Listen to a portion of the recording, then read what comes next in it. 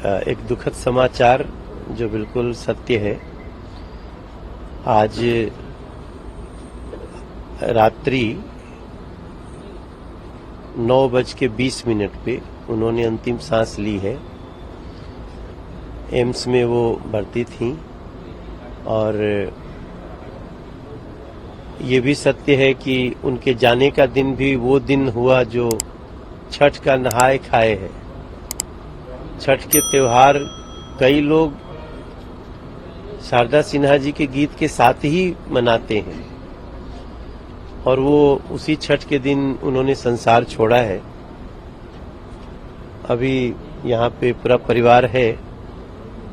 कल सुबह यहाँ से मैं सबको ये सूचना करना चाहता हूँ कि कल सुबह 9:40 की फ्लाइट से वो परिवार उनका उनके शरीर को लेकर के पटना जाएगा और पटना में उनकी अंत्येष्टि होगी। बाकी वहाँ कल होगी या परसों सुबह होगी, इसकी सूचना दे दी जाएगी। शायद परसों ही सुबह सुबह उनका अंत्येष्टि पटना में होगा। कल उनका पार्थिव शरीर अंतिम दर्शन के लिए भी पटना में 12 बजे के बाद रखा जाएगा। सुप्रसिद्ध लोक गायिका शारदा सिन्हा जी के आज शाम अभी निधन की खबर सुन करके स्तब्ध हैं और मर्माहत हैं। पूरे बिहार के लोग विशेष करके पूरी तरह से शारदा सिन्हा जी के निधन की खबर से मर्माहत है और पूरे देश में जिस तरह से लोक गायिका के क्षेत्र में उन्होंने एक अमिट छाप छोड़ी, उसे न कोई भुला सकता न मिटा सकता। शारदा सिन्हा जी ने एक लोक गायिका के क्षेत्र में एक लंबी लकीर खींची। हम ईश्वर से कामना करते हैं उनकी आत्मा को शांति प्रदान करें और उनके परिवार को इस दुख को सहने की शक्ति दें। शारदा सिन्हा जी का निधन बिहार के लिए विशेष करके देश के लिए है अपूर्णीय क्षति है और इसकी भरपाई निकट भविष्य में संभव नहीं है।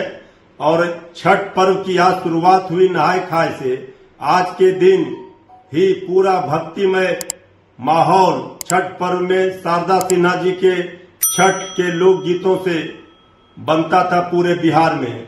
आज लोग उनको विशेष कर याद कर रहे थे। आज का दिन उनको इस तरह से जाना बहुत ही दुखद खबर मिली है। हम ईश्वर से कामना करते हैं छठ माता से उनकी आत्मा को शांति प्रदान करें। लोक गीत के स्वर कोकिला शारदा सिन्हा जी का निधन मर्मांतक, पीड़ाजनक और ये कैसा संयोग है जिन्होंने छठी मैया के गीत को देश और दुनिया में घर घर तक पहुंचाया। नहाए खाए के दिन ही उन जीवन में अपना अंतिम श्वास लेती हैं। यह निश्चित रूप से कैसा परिघटना है जो आम लोगों को, आने वाली पीढ़ी को स्मरण दिलाता रहेगा, जिन्होंने छठी मैया के गीत को घर घर पहुंचाया। नहाए खाए के दिन ही उनकी जीवन लीला समाप्त हुई। यह निश्चित रूप से आम आने वाली पीढ़ी इसको एक यादगार पल बनाकर रखे। शारदा सिन्हा जी अब हम लोग के बीच नहीं रहे। उनके आकस्मिक देहावसान से न केवल बिहार बल्कि पूरी दुनिया के अलग अलग मुल्कों में बसे भारतवंशी जो भारत की संस्कृति और भारत की परंपराओं से शारदा जी के लोकप्रिय गीतों की वजह से जुड़े होते थे, आज उन सबको अकेला छोड़कर शारदा जी इस दुनिया से चली गई। हमारी ओर से और जनता दल यूनाइटेड परिवार की ओर से उन्हें भावभीनी श्रद्धांजलि। ईश्वर उनके परिजनों को शोक की इस घड़ी में धैर्य दे, उन्हें शांति प्रदान करे।